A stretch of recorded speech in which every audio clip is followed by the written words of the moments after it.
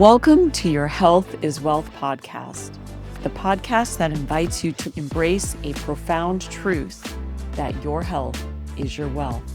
I'm your host, Kristen Burke. With each episode, we journey into the world of health and wellness.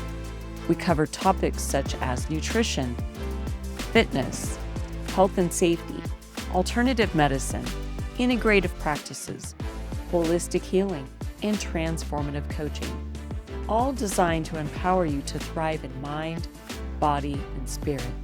Whether you're just beginning your wellness journey or deepening a lifelong practice, you've found your community. Today, in our episode titled Episode 13, Your Cosmic Blueprint, Love, Money, and the Life You Were Born to Live, our special guest is KMoon, who is a Western astrologer. Today's guest is a rare gift. She makes the cosmos feel useful. She's one of my favorite astrologers, KMoon. She's a clairvoyant and clairaudient astrologer known for her grounding strategic approach to working with the stars. Reading professionally since 2017 for a global audience, Kay's work centers around something I find very compelling: helping people move through the passive prediction into consciousness participation with planetary cycles. Rather than treating astrology as something that happens to you, Kay teaches her clients how to engage their natal blueprint in clarity, discernment, and choice. Her work emphasizes emotional sovereignty, timing, and personal responsibility, using astrology not as a forecast, but as a tool for integration, direction, and long-term transformation. We're also thrilled to have two incredible guests joining us for live readings today. Diana, who's a health tech entrepreneur, and Zsuzsi, an entrepreneur and human design coach. We're going to allow them to ask some questions regarding their chart today. Kay, welcome to your Health is Wealth podcast. We're really excited to have you today to share with us more about astrology and how it can help people navigate their day-to-day life. I'm honored. It's so much fun to be able to talk about this topic, especially in a moment of such high change. Collectively speaking, we see so much dynamic movement for people in this present time that to be able to have a conversation like this and share a tool that I have found quite useful in my life, my clients certainly enjoy using.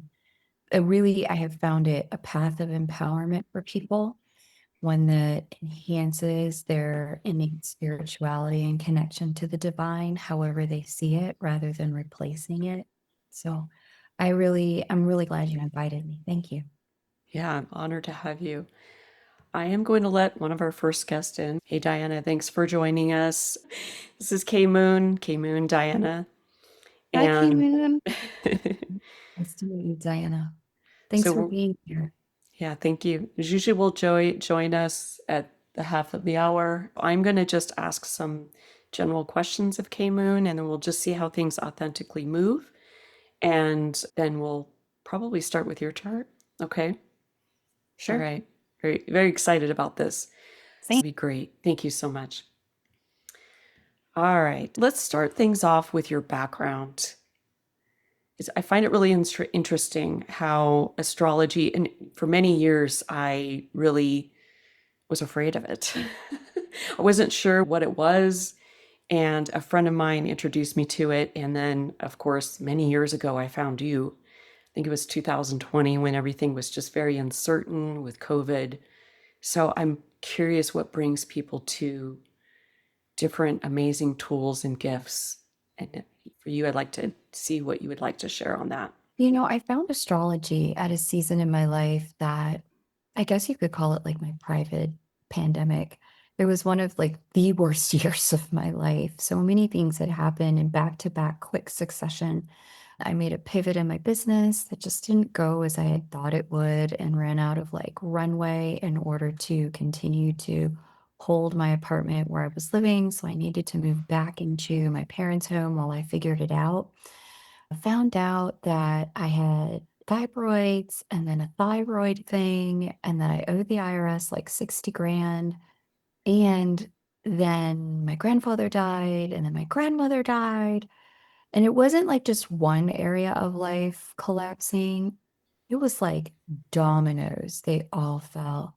And then I had a boyfriend at the time who we were long distance, and I was living at my parents' house, and he was living across the country from where I normally lived. He moved to where I normally lived to be with another girl.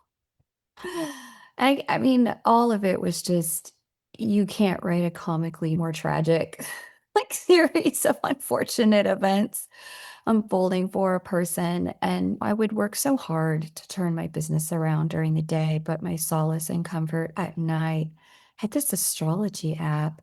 And like many bad sleep hygiene habit, I would just bathe in the golden or the blue light of my phone every night, trying to figure out what the heck was going on with my life at that time. Transit after transit in the app, I would then open Google and read through. This was back at a time when Google still had a first page instead of an endless scroll. And I would click on the link to the first page and I would read everything that article or blog had to say about what that transit was about. And it was then that I stumbled on a particular transit that the Vedics know as Shani Sati Sati, 7.5 years of Saturn. And I was at the peak point, and it's a season designed to help you come into congruence with your lifelong lessons. Learning astrology for me took place in a self-taught manner in that regard, and it was much less like learning and significantly more like remembering.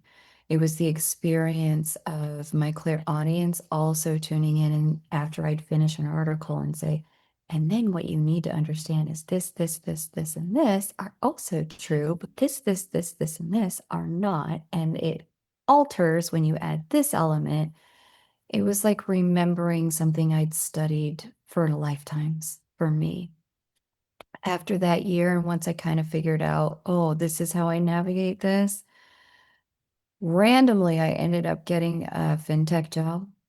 The job went, well for what it could be. It's a volatile industry, the startup industry in any field, but fintech in particular, unless there's, something really differential, and navigated my way from there. Side hustled as an astrologer until the side gig started to take over as the main gig, which I was not anticipating, but it did. And it made sense to step into it full time. And that's how the KMoon YouTube channel was born. Wow, that's incredible. The YouTube channel. How long did it take you to get it going? It was a difficult lift, just trying to get subscribers. How long did it take? And how did you bring people in? Yeah. Great question. So I do have a background in marketing and online marketing and email campaigns and just the structure of online marketing as a solopreneur to begin with. I had already been in that vein for a good 8 years prior to jumping into this. So I just migrated those skills to this platform for work. And while I certainly relied on the YouTube algorithm, which was significantly more friendly to spiritualized content at that time, it's still quite friendly now, but there's a saturation, and YouTube really is doing a great job at making sure that it's not AI generated content at present. Back in the day, it was just if you were getting clicks, likes, and views, they were serving you up, feeding you out. And so it was a much different space at that time. I combined the algorithmic reach and lift with what I already knew how to do, which was collaborative reach. I reached out to channels that at that time were permitted to reshare, repost content, almost like a news aggregate for spiritual creators. And some of them shared my content, and then that continued to also grow my channel. And then as I continued to grow, I just connected with folks and they shared and I shared. There was a lot of cross pollination, which I still do a lot of at present time, to just introduce myself, introduce people to astrology and what it can do for them, because the way I approach it is a very different perspective. And simultaneously to introduce my audience to people and resources that can empower them as well.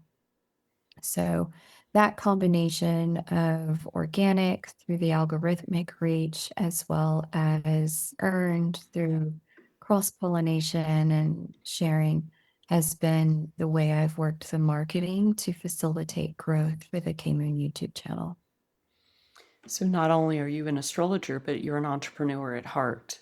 So you understand how business works. You didn't just show up with the astrology on the woo, is what people would call it, right, on one side, but it actually, there's math behind it. There's a science behind it, which that's what intrigues me. It literally brings in left brain, right brain. And depending on what you focus on is how it can be perceived, I would imagine. 100%. I feel like that's sort of my why I can do what I do with the subscriber base that I have, like why it's survivable and thrivable for me, is because I understand that it exists within a business framework and context of marketing. And I embrace that. Let me put it a different way. There's no magical thinking happening here. Right. Yeah. So that actually brings me to the next question. Just curious, who taught you astrology? Marketing or No, astrology? the astrology. Did you have multiple teachers or was there What? one main teacher? Self-taught. I learned it that year. I Wow. was living at my parents' house, staring into the pale blue light of my cell phone at night. As I read and remembered, I also found that my guidance team chimed in with greater specifics and clarity. And as I started to get toward the close of that year, they sat me down one afternoon and they said, open up your notes app. And they took me planet by planet and they mapped out every planet and the asteroids that I use. As you know, I use a lot of asteroids just because they came with my software, which is the time passages software from Astrograph. They went planet by planet, asteroid by asteroid, and they mapped out light, neutrality, and shadow for every single one. And they said it is very important when you work that you speak to the neutrality first. Then you let people know things can play out light or shadow based on choice. And this is where we have the integration of fate and free will in my work, that it's never just one or the other. There's always both at play in our mastery as divine beings incarnate. And you have such a beautiful way to read, whether it's live readings, YouTube readings, general readings. You're looking at not just the planets, the houses, the signs. You do a beautiful job defining in general terms to people who don't even know astrology to understand what those energies are. And not only that, but with the asteroids, which not a lot of astrologers focus on, and how they connect, how to transit can impact your own natal chart, right? I think that's what drew me in. Just having that free education, which you have, bless you, you have provided a lot of that to the community. And then, of course, you have other options that people can go into if they want a one-on-one or more deep dive. With that, you do talk about areas where it can give people a good guidance on their job or wealth or building a business, that type of thing. So, what houses would you look at? And you're going to pull up a chart when Diana and Zsuzsi come on, but also you have another bonus that you're going to show the folks. What houses would you look at in the astrology? Yeah. So it depends on like the specifics of the question, but and what somebody's really asking. The first thing I'm doing, I forgot to take out my little notepad to make it easy to annotate. We're going to look at some charts and I'm going to draw. I'm a teaching astrologer. So as you mentioned there, so thank you. Yeah. I want to make sure that I point out what I'm looking at and why I'm interpreting it the way I interpret it. And I'll keep it light, not technical, because so that it's easy to follow. But when somebody's asking me about work, career, or money, or service, or mission, or purpose, I'm specifically looking at their 10th house. That's kind of mission in the world, who we are when we're free of all the conditioning of the fourth house, which is our past, our family, our childhood, culture, race, religion, ethnicity, all of that. That 10th house is who we are, where we've really stepped into the freedom from that conditioning. And you could almost say it's like who us and God, the divine, decided we were going to be before we jumped into this body, when we are in that pure radiance of divinity incarnate. That's 10th house. When we're making it work in terms of resource exchange on the planet, I'm going to give these dollars for these hours or these gifts and assets that I possess. Now we're bringing in the second house. When we're looking at, okay, and who does this benefit on the planet? Because it can't just be for me and mine. It also, we're all interconnected here. It has to be exchanged with others, service to others. Now we're tying in house 6 and the communication between all 3 houses. What signs are on those houses? What do the governing planets say about those houses and the way they're meant to perform? That reveals to us life path, mission, purpose in a broad sense. And then within that, people are free to really pursue what lights them up as passion. What I have found is that when people are really struggling in one of these areas, they're under earning or financially dissatisfied and unfulfilled. They feel misaligned, they're bored at work, or they feel underutilized, they're not making an impact. These 3 houses, one of the work they're doing doesn't fit all 3. The sweet spot is the place where all 3 get to be tapped and utilized. Wow. I can't wait to see you show us with the real charts today. That's going to be exciting, pulling that all together. I would imagine you get a lot of questions about romance too, relationships, relationship with self, relationship with others. Do you want to expand on how you would, of course, it has to do with a specific question, right?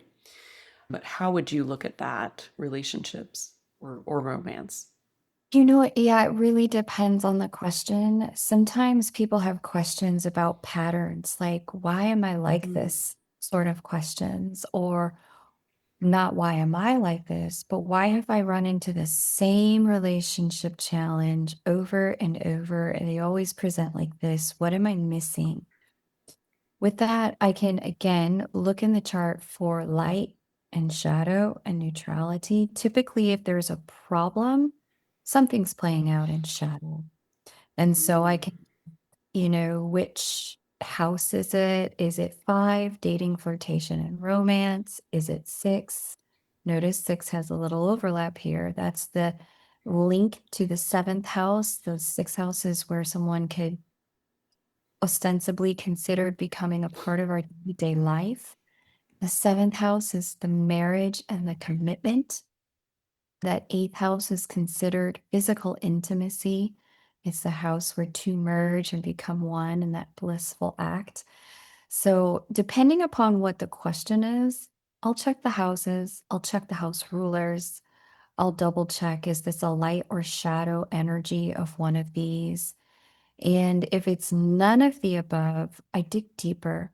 I'll start to look at what are the childhood patterns presenting in the preceding house, which is house 4. What's mom and dad like? Mom's represented by moon in a chart. Dad's represented by Saturn in a chart. What was the relationship between mom and dad? What's the relationship between Saturn and moon in a chart? By delineating some of these things, I can get a sense of everything from a person's true core needs, the kind of partnership they're going to thrive and succeed in, their attachment style and their blockages, anything, their emotional patternings, their emotional sort of blocks, but also their emotional gifts. Like, where do they really shine in a relationship? What do they bring to the table that really needs to be nourished and nurtured and not just laid out for any passerby to pick up. So you can see a lot about relationships inside of a chart. I can also see from, if I layer in the transiting perspectives, I can see, is this just a season of growth or is this a lifelong challenge? Because if it's a season of growth, there's a lesson here. Once you integrate that lesson, everything gets dramatically easier. Things begin to unlock. But if this is a lifelong challenge, this is about an orientation to a brand new mindset and a brand new behavior set that's going to allow things to flow with more ease. That makes sense. And I didn't realize when you dig deeper, going into that fourth house and certain aspects you're looking at, that's really fascinating. The other thing is, I try to meditate on a daily basis and study consciousness. Have a long way to go with what to learn with that. But it's interesting why we have the shadow and the light, and neutrality represents that balance within, right? So you probably tell based on the questions or the interaction with folks what might be coming up, right? Shadow or light, or whether they're in a neutral space. That's helps maybe guide some of the readings, I would imagine. Sometimes, yeah, it what delineates in the way that I read the distinction between something playing out in shadow versus light, and I really want to be clear about this, is choice. Let's take, for example, Mars, right? Mars is a planet that frequently gets a reputation for being the god of war, right? Aggressive, domineering, forceful, these sorts of things. But that really is only Mars in shadow. Mars also just represents action, movement, forward movement, and momentum. In light, that turns into ambition, it turns into drive, it turns into the passion for taking an action. But that doesn't have to be something that's negative, right? And so if we can really take a look with the transits upcoming and see with the neutral eyes, especially in a moment where the world seems to be rife with so much strife and division and separation consciousness. If we're able to take the transits and step back and say, okay, this actually has a way that it can play out that it doesn't have to look so painful. What could that be? How could this energy also be harnessed and leveraged for love, for light, for connection, for growth, for abundance, for miracles? Where does that option and door lie? When we're able to do that, that's when we've really started to step into our divinity mastery incarnate. And so that's something I really try to empower people to do with the work. Listening to a couple of your videos actually opened that door for me with perspective and perception, and how something can feel or appear to be bad, shadow, negative. But if we look at it from a different angle, that could be the opportunity where we can make the change, right? When things are easy, that's where we're not growing. It's those opportunities, which we sometimes label as challenges, could feel like that, or we could change how it feels for us personally through navigating those waters. And that's the tool that you share with the community, is how to navigate those waters. You got it. One thing I'll also add in as a layer here for those who, decide to come subscribe to the KMoon YouTube channel, you'll hear me provide new and full moon lunar updates. 2026, when this is airing, 2027 too, frankly, and 28 are going to be years of significant transformation, growth, and change. The very same transit that is going to set a stuck person free can set a person oriented for movement on fire.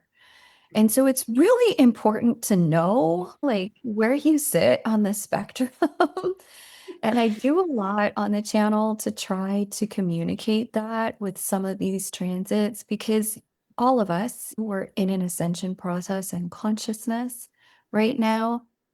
And the transits are set up to take all of us there, not just the chosen few.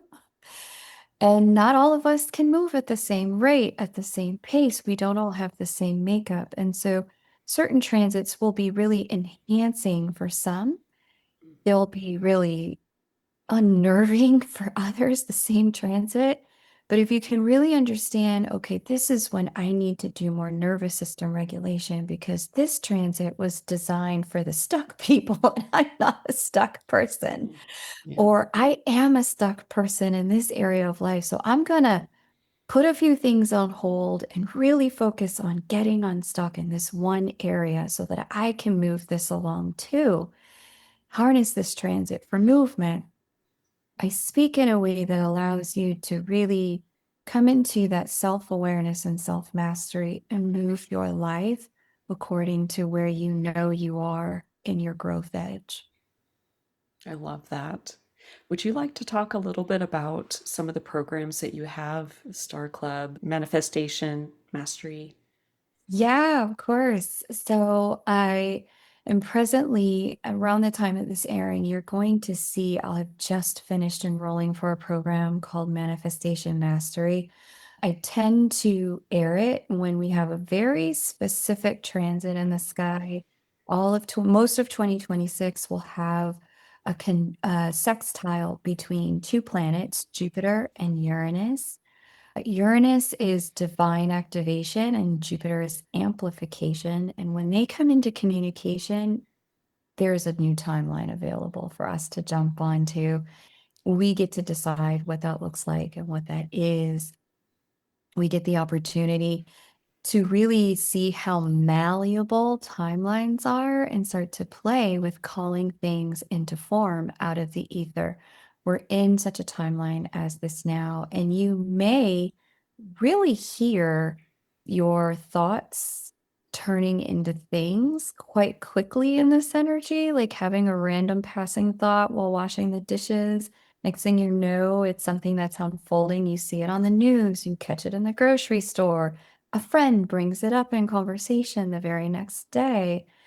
It makes the third dimension, rather than woven threads of fabric, almost like, and you will see experts in the ascension field talking about this, a plasmic field that has far more dynamic movement available to us for quantum leaps and quantum movement. So manifestation mastery is a 2-day workshop that teaches you how to tap into your personal manifestation blueprint to navigate this field with even greater ease. Because everyone isn't meant to script or visualize or vision board or affirm.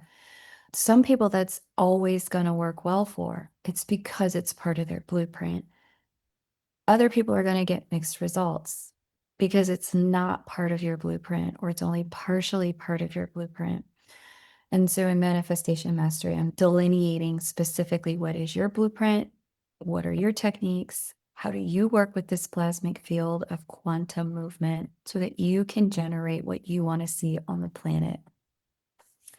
Star Club is where we take that a step even deeper. It's not a graduate program, it's a continuation container.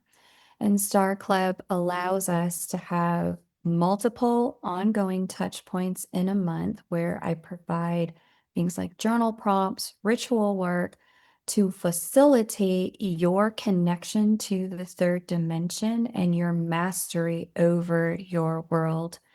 We hear the alleged rumor that the elites are always using astrology and things of the like to control the world.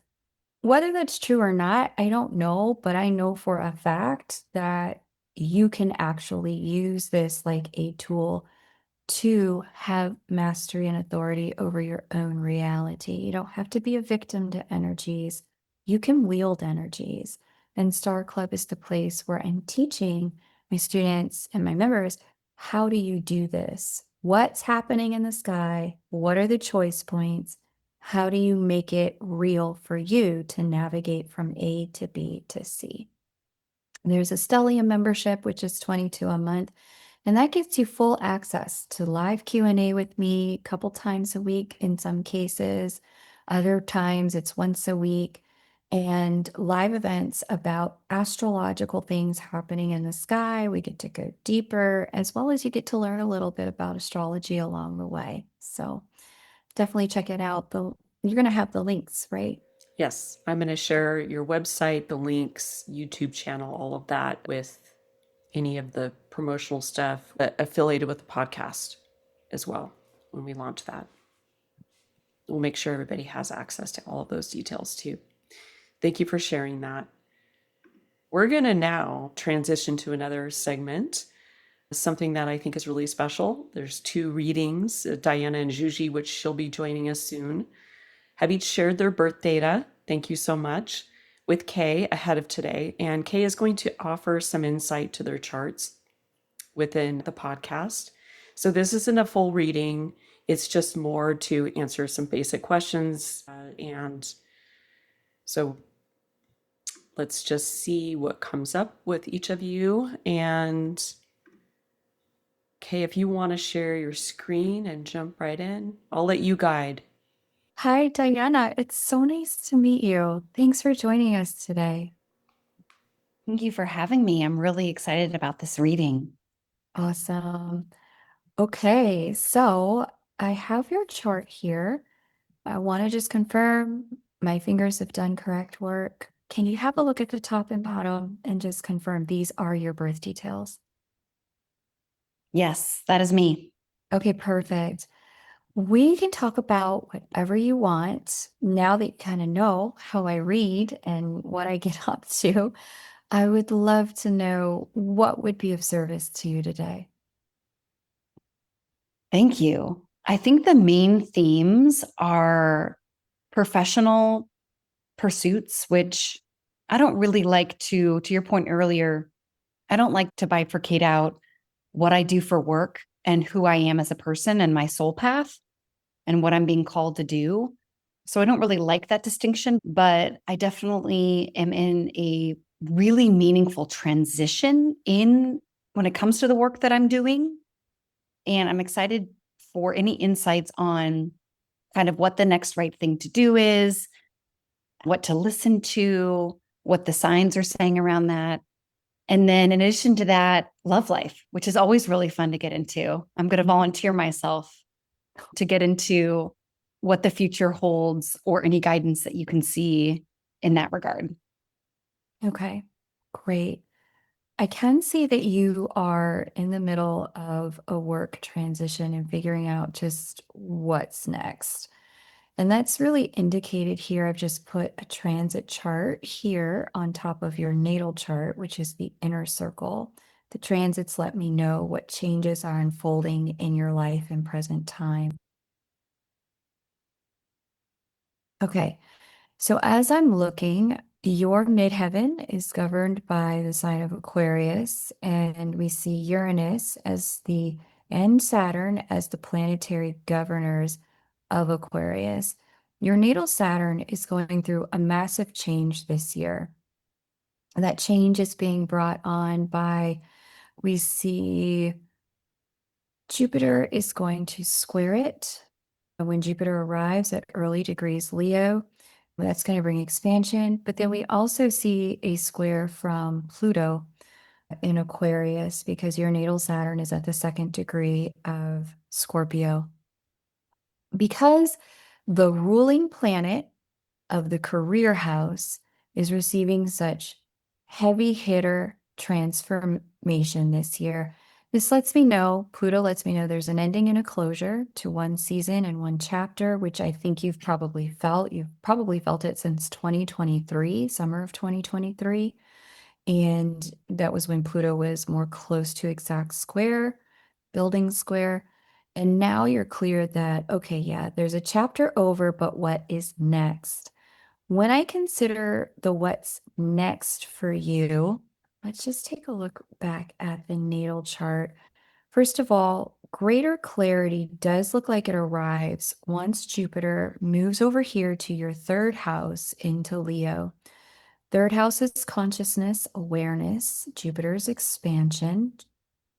And then from that position, Jupiter will trine, harmoniously speak to Uranus, the modern day ruler of your career sector in your service sector. That's the sixth house. When that happens, and as I would say you probably already have some ideas. I don't see that you're without thoughts about this. I see you nodding. Okay, great.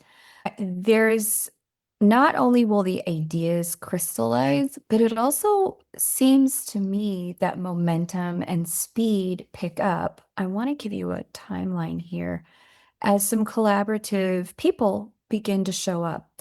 These collaborative people look like they could fall in the category of siblings, cousins, or neighbors, aka soul family. I call them friends that are close enough to be family, like framly.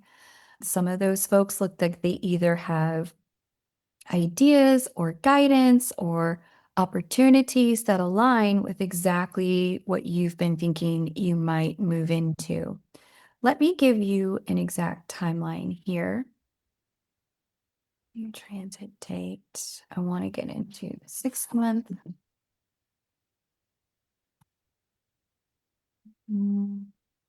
I want to take it a little further. I want to see the end of the 6th month. Yep.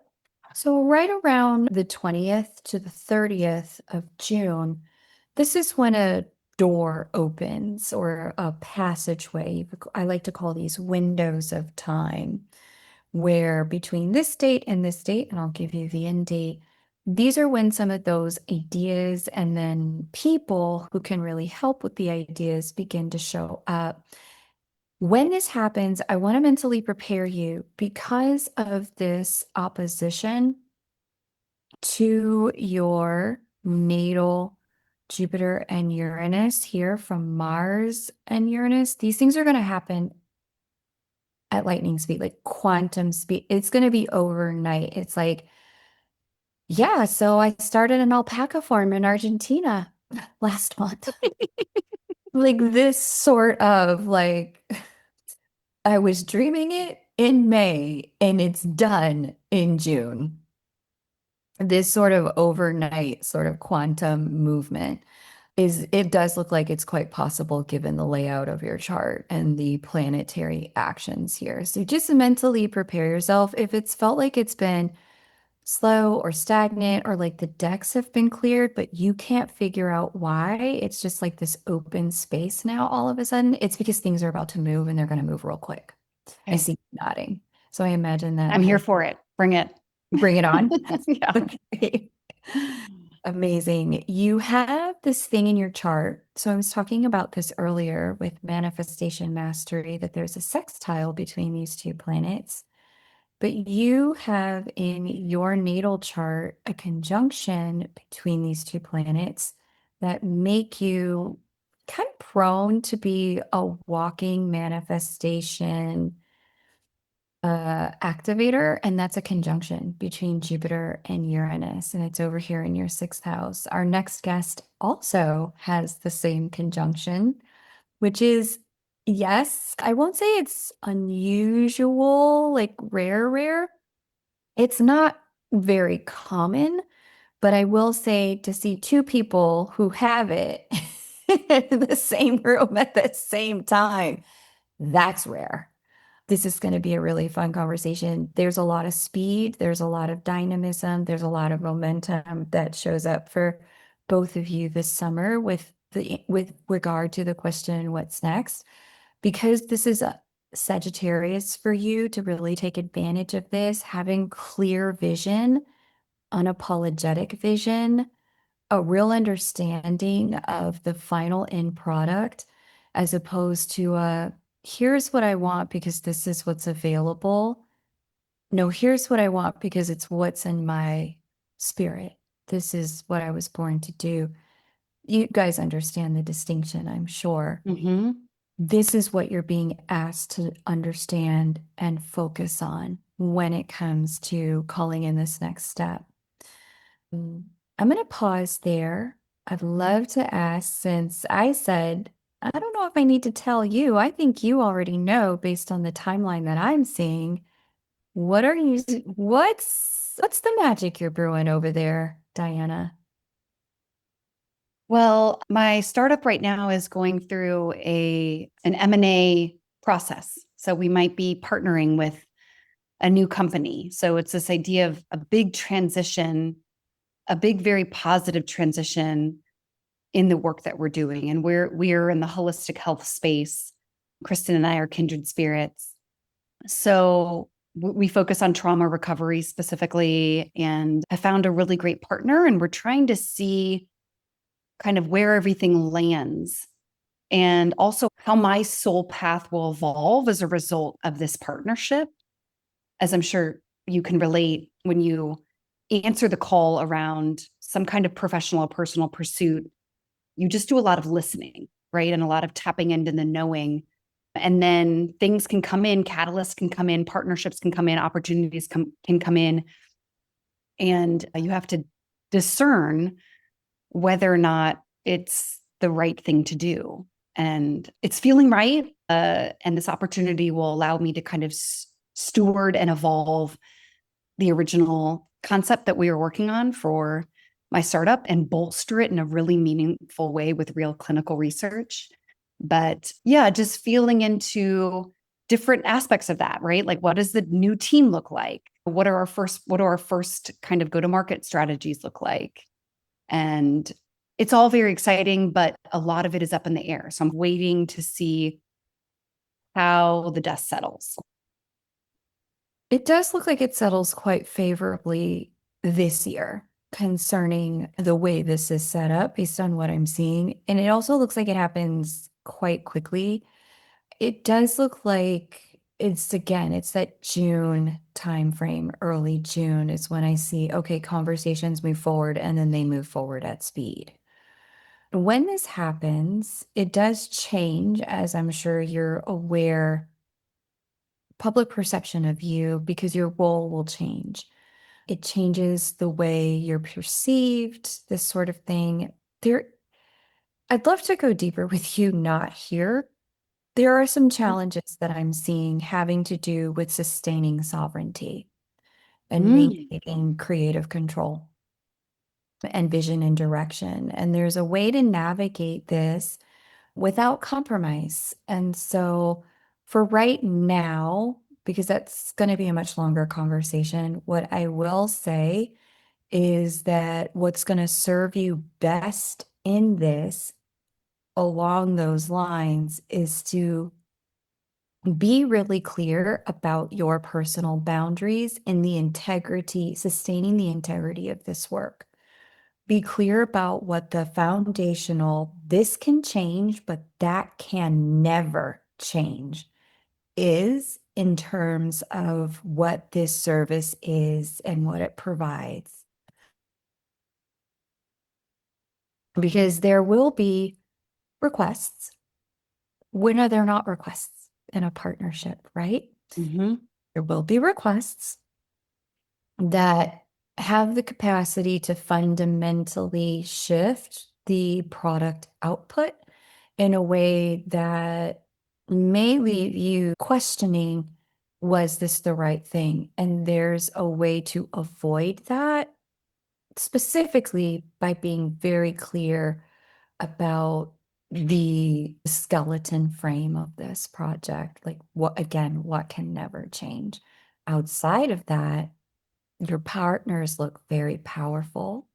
They look like they bring a lot to the table in terms of being able to quantum leap this forward and get it the visibility that it needs in a way that allows your project, what you've been working on, your startup, to be visible in the space and impactful in the space in a way that nothing else is going to be able to touch it for a while.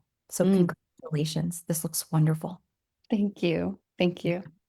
Yeah, you're welcome. Very exciting. Kristen, what do we have time to do next?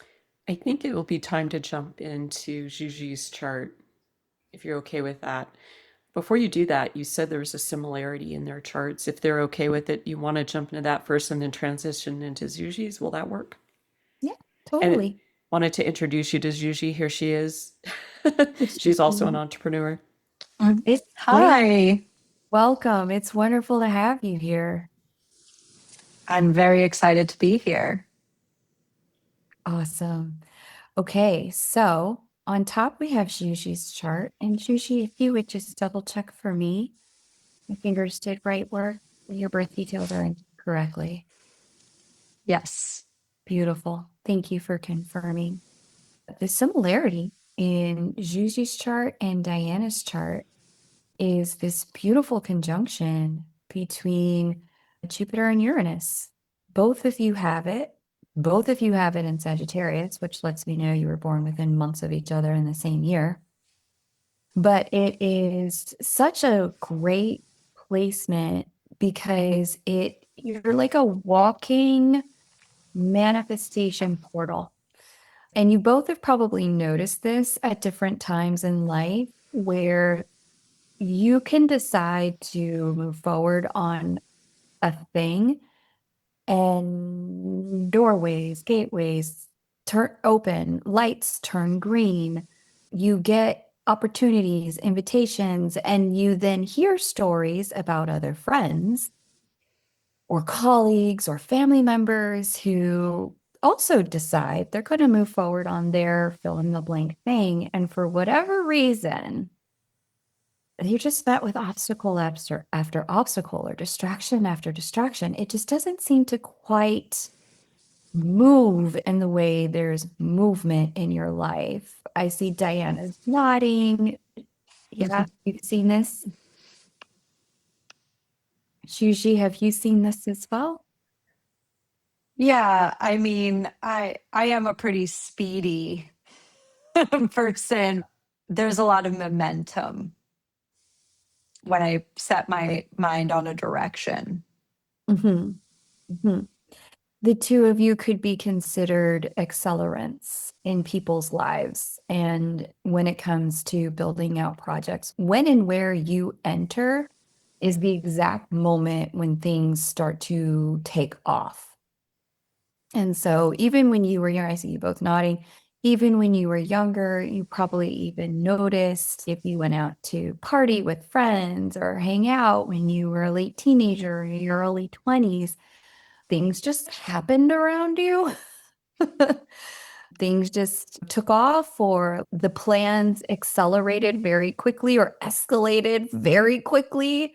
Sometimes that'd be a great thing. Other times that would be like a whoops thing. But I see both of you nodding. I'm sure you have great stories. But this is a beautiful energy for really being able to harness the power of creatorship in the third dimension in this lifetime. So please use it. Use it wisely. We need more heart-centered, love-forward creators on the planet. Thank you both for letting me read for you today. Thank you So- so much. Thank You- you. You're very welcome. Congratulations on finding that new partnership. Zsuzsi, what would you like for me to look at for you today? I have just moved to a new place and I don't know much about astrocartography, but before I moved here, I saw that my MC line was here, which is all about visibility, as far as I know. And something that I'm very clear about is that I'm here to have a very big impact, and I do that through having widespread visibility, specifically public speaking, writing, things of that nature. And so it feels like I'm already accelerating. Like before I moved here, it started to come in, the energy of that acceleration. But I feel like I'm in the turbo seat now. So,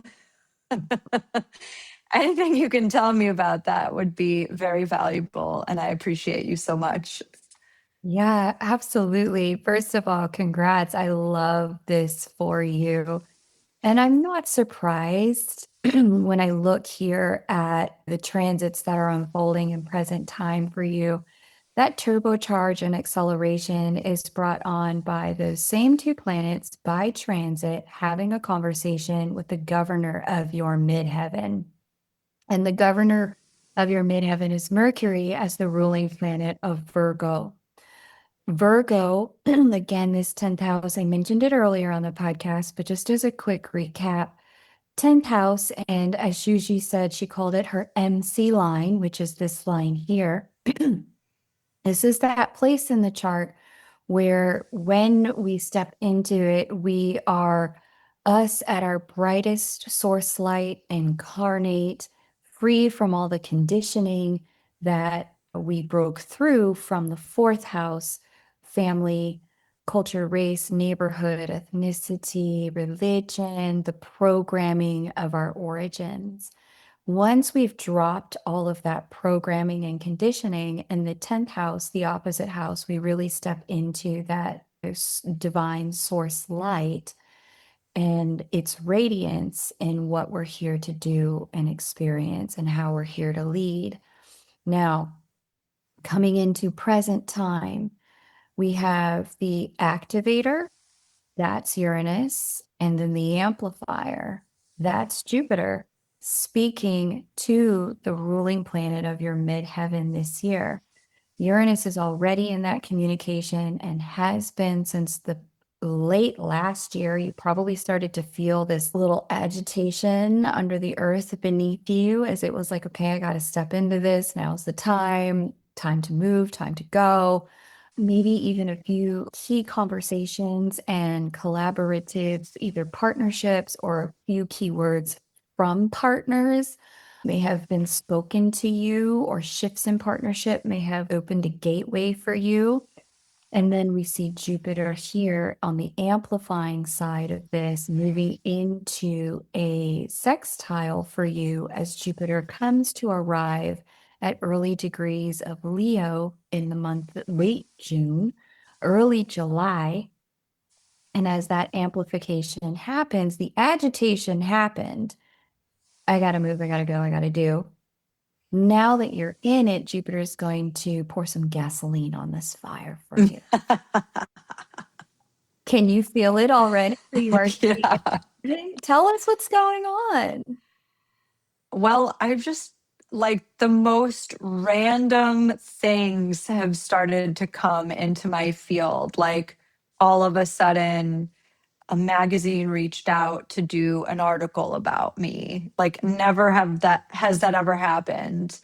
Like videos that I made a few months ago started going viral again and creating more conversations on my social media. And I just feel like there's this, it's not restless anymore. It was, but now it's just like, let's go. I'm ready. Absolutely.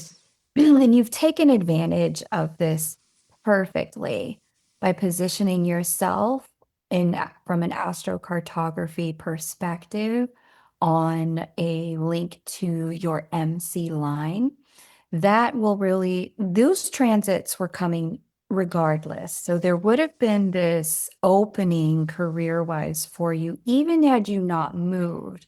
But the fact that it is now this next level up, like 3 levels ahead of where you were, sort of coming out of nowhere, you didn't have to try for it. It's just happening, coming in, going viral again on content that you've already published. You didn't have to publish or work for new content.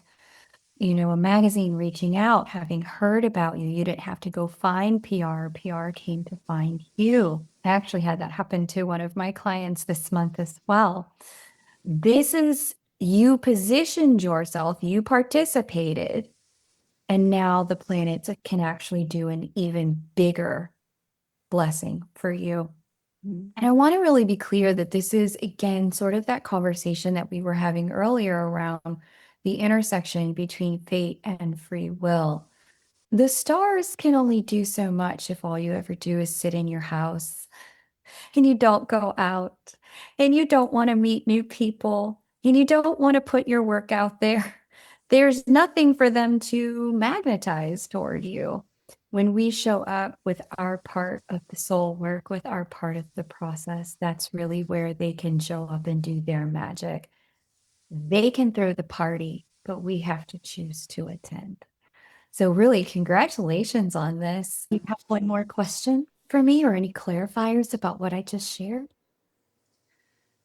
Well, it was very valuable, I feel like, what you shared with Diana of what may not hinder, but something to look out for. And something that I heard or was trying to understand about being on my MC line is to not stretch myself too thin, because there's going to be so much at one point in terms of opportunity that I need to really pick and choose, because I don't want this to be a flash in the pan. What I'm really doing here and have been doing for a long time is building. Like you said, I was like, if I build it, they will come. And like now it's happening. So if there is anything more to understand about that, I would be so grateful. Of course. By way of addition, I will share that what's happening this year is part of a series of years where there is momentum building for you. And so while I don't have something cautionary based on your positions and the choices that you're making, like I'm making a choice to step into an M&A partnership. There were certain positions in her chart that were like, okay, that's going to come with certain things you need to be very mindful of. What I'm seeing on your side is that this is going to be a bit more of a marathon, not a sprint. It won't be a flash in the pan. That counsel about your MC line is correct, but I would like to refine it for you to say the vision we have when about what's possible for us in terms of the kind of quality of life we can have when we live in a town of 20,000 people is very different than the vision that's possible, what's possible for us when we live in a town of 2 million people.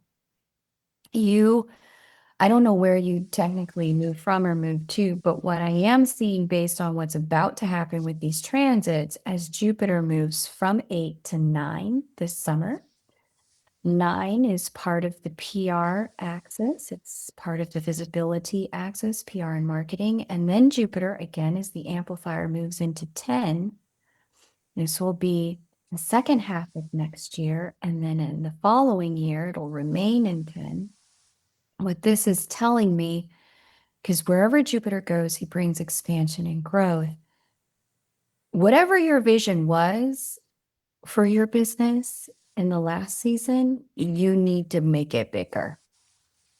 I don't know what you envisioned before, but you have just stepped into first the MC line, which was brilliant on your part to precede this particular transit, which is Jupiter heading toward the 10th house. But what I will say is that you skipped a few steps in terms of where your vision can grow, and you need to make it huge, significantly bigger.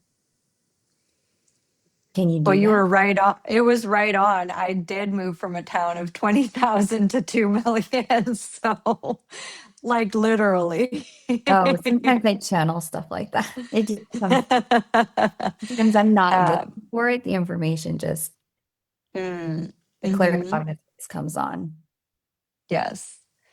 And I do feel that in terms of the vision expanding exponentially, but it's almost like and I don't know if you've had other clients say this, it's like, I know it's big, but I don't know what it is.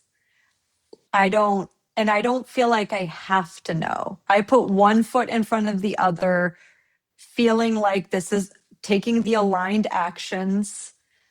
And as I take aligned action, it will reveal itself. One thing that I do know that that I would really like to do is a TED Talk. That's something that's been on my vision for a very long time.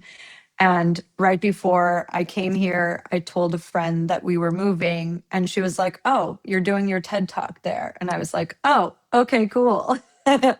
Sounds good to me. Perfect.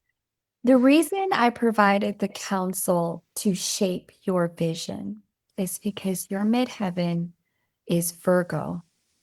And the refinement on the counsel that you saw about living on your MC line what was it again? Don't let yourself get overwhelmed by all the options. More like, don't stretch yourself too thin, This is burnout. This is why my counsel was have an idea. Virgo represents discernment and decision making. And knowing what you want will allow the universe to really show up a bit and say, okay, here are some ways we can play together. Here's some ways we can dance on the dance floor without burning you out, without causing you to feel like, okay, there's too much and I can't hold it all. Either way, I'm expecting to know your name in a very, not a single post viral way, but in a household name kind of way in the next 3 years. That's amazing. Thank you. Absolutely, Zsuzsi. It's an honor to read for you. You've got this. Thank you. You're welcome. That was amazing. And both Diana and Zsuzsi, they are like soul sisters. They are amazing. And so grateful that you guys were here today. I'm curious, where did alpacas come from? The alpaca farm? Because that's my spirit animal. So I was wondering where that came from, or if that was an animal that you're connected to somehow. Sure. Sometimes it's not even, I don't have like my mind just opens, Mm-hmm. left brain and right hemisphere, they're syncing. I'm connected to you. I'm Yeah. connected to all that is, and it just comes through. I love it. I love it. That's amazing. Oh, just one more thank you. That was amazing. You're a master. I Oh can my tell. gosh, I'm honored. Thank you. I really loved reading for you. It was really fun to see. Just intuitively, you didn't have to know astrology to just be Mm. guided your MC line. And so, Yeah, it was so divinely guided being here. And we were like, why? And then finally, I think I need to look up my astrocartography. And I had no idea what I was looking at. And then I started Googling stuff and I was like, oh, okay. Gotcha. You do human design readings for folks, so there is a little bit of an intersect too, I think, with astrology and pulling in your own intuition too. True. Yeah. True. But actually, technically, being here, I'm going against what human design recommends, which is that I be in a mountainous environment. However, I do live on a higher floor now. So we're like faking the mountain over here. go. There you go. I love that modern interpretation. That's perfect. All right, ladies. I'm just gonna be here quiet as a mouse. I'm gonna mute myself, but I am looking forward to seeing what else. Okay. Are there other questions you wanted to ask before we looked at the final chart? Are there other things you wanted to know? So I think those will come to me as you pull up this next chart. We'll just kind of see what flows. Yeah. Okay, great. So we wanted to play with a celebrity who is in the news. And most celebrities are living lives that I don't know that everyone on this podcast would find interesting, but I found something that I think might be universally accessible because so many people are going through career changes right now, calling changes, changes as it comes to mission and service, and big questions around, well, how does it look when I make that sort of change? What do I need to mentally prepare myself for, be aware of, this sort of thing? So I dug into a little bit of research and I found out about an individual who did a very fascinating thing. Let me pull up the details here. Is it in this window? Yes, it is. Here we go. Okay, let me reshare screen. Okay, so there is a gentleman named Scott Vincent Borba, soon to be father Scott Vincent Borba, who was the co-founder of a world-renowned cosmetic company called Elf Cosmetics, ELF Cosmetics. It's a billion-dollar beauty brand, and he sold off his stake in the company, gave away his money to charity, gave away the trappings of luxury to become a priest. And he gets ordained this month in May. Now, I'm not Catholic, non Catholic. I have nothing on the Catholics or the priesthood. I just find that interesting when somebody makes that type of significant leap from one vein to another vein, especially one that is in some way aligned to spirituality as they see it. So, a couple of things here. In third grade, his mom suggested he become a priest, asking if he wanted to be like the priest wearing the robes on the altar. He said he felt called in that moment, went on to do worldly things. And in 2019, so we're going to look at this year by transit, he sold off large quantities of product and gave the proceeds to charity. He announced he was planning to become a Catholic priest. In 2021, he formally resigned from his business ventures and entered formation for the priesthood for the Diocese of Fresno, lives in California, and he will be ordained on May 23rd of 2026. At the time of this recording, it's just before that. He was internationally famous. Before age 30, he spearheaded successful business campaigns for Neutrogena, Sebastian, Joico, Murad, Hard Candy, all brands that people may have heard of. You don't have to wear makeup, but you may have heard of these in the stores. Co-founder of the LF line of cosmetics, which had made him a household name. Now, you guys tell me, if you wear this line, if you know this line, do you say ELF? Do you say ELF? Let us know in the comments. I have no idea. And then he developed a brand of skin balancing water, which I had not heard of. Done some books, a whole bunch of other stuff going on. And now he'll be ordained on May 23rd in Fresno. So I pulled up his chart, did a little sleuthing, not much, just looked at Wikipedia to pull his birthday. Here's his astrology chart. And what we see here is this very interesting things going on in terms of, and what I'm using, and this is going to be helpful for those of you who don't know your birth time. It's okay if you don't know. An astrologer can use something called a sunrise chart and still receive a large quantity of very accurate, detailed information about who you are and what's coming in your life with a birth chart that is a sunrise chart. I find it more accurate than guesswork about a birth time, unless you have specifically worked with somebody who does birth chart rectification. There are astrologers who do that, but that's better than guessing. I find you can't get rectified chart, sunrise chart is wonderful. That's what we're using here for Scott. In his rectified chart, again, we're talking about this career sector that we just talked about with our two guests. This career sector is governed in the sunrise chart by the sign of Aries, which has the planetary ruler, Mars.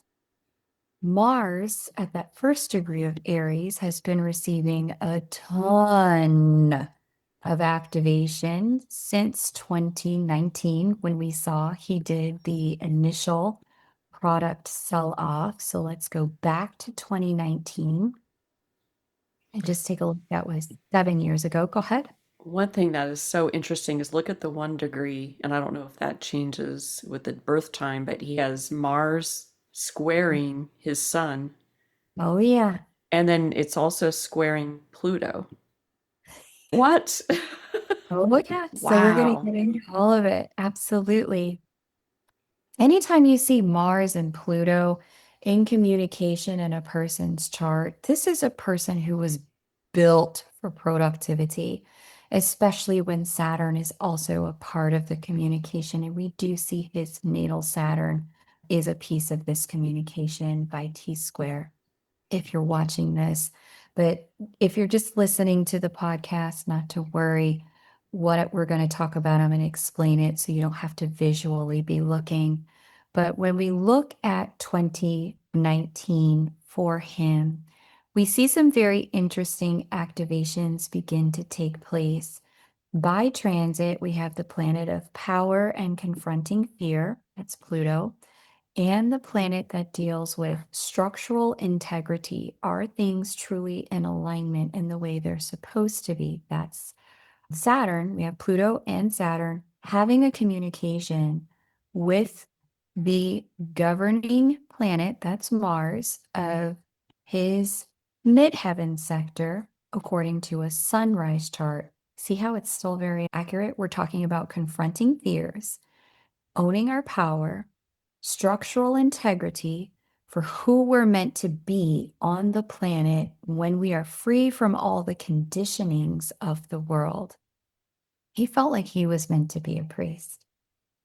Not for me to say, not for me to not say. That's between him and the divine. But what I can say is that these transits are provoking a massive change of an ending of one season, that's the Plutonian piece, and the start of a more structurally aligned season, that's the Saturnian piece unfolding here. So sure enough, there it is, 2019. He's ready to go. Now, let's fast forward. I believe it was 2021 was the other key date that we saw. Let me pull that back up over here. That was going to be here, 2019. 2021 is when he formally resigned from his business ventures.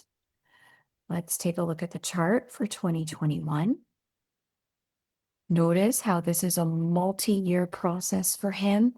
If you yourself are undergoing a multi-year process, I want to encourage you and let you know you're not crazy. You're not taking too long. These planets move slow to generate clarity and to generate change. If they moved any faster, we might all need straitjackets for this caliber of change. Had he just woke up one morning and said, I'm not going to work, I'm going to church and I'm never coming back. Friends, family, his shareholders, they probably would have put him under, what's that thing they did with Britney Spears? Conservatorship, right? They probably would have thought he went mentally insane. That your process is moving at a clip that your humanity can handle and the people around you can handle is actually a good thing. So if it feels slow, trust it. Just keep going. Okay. Now, we take a look again to see, okay, what changed? He sold everything off. He got out of everything in 2021. What happened in 2021 that would have activated that? a departure. We're going to take a look again here at Mars. Now we see Neptune creeping up on that Mars. What is Neptune? Dissolving things, releasing things, letting go of things, things washing out with the tide.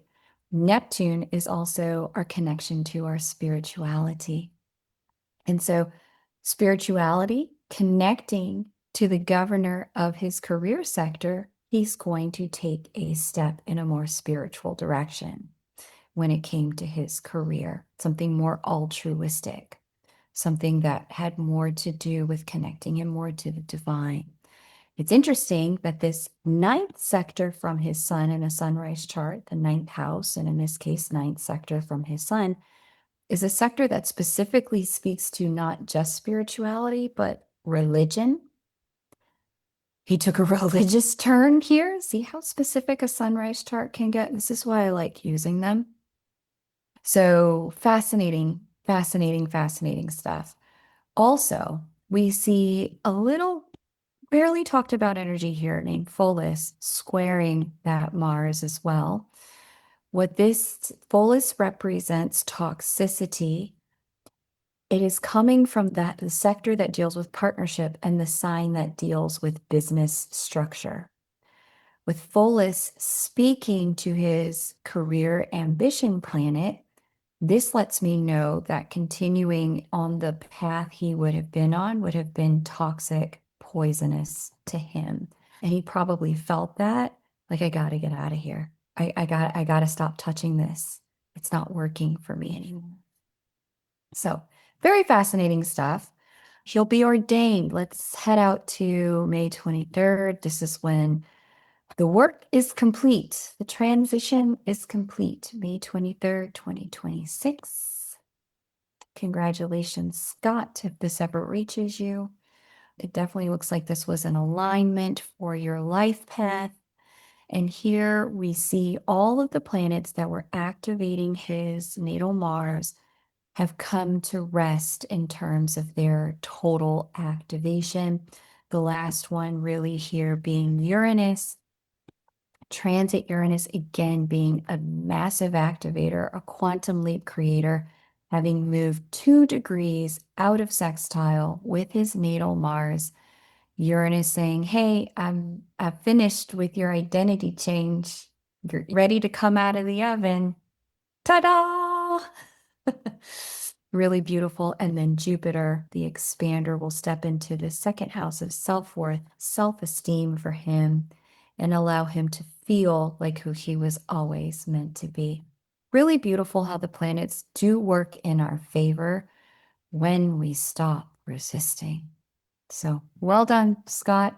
Not my life path, but hey, it looks like you feel aligned and great about it. And it definitely looks like you acted in alignment with the activation of the planets trying to move your life forward. So I love to see it when people do that because it allows me to know they're moving, they're not working, they're not swimming upstream. They're not moving against the current.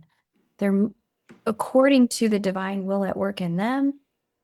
They're saying yes to life. And that's a beautiful thing.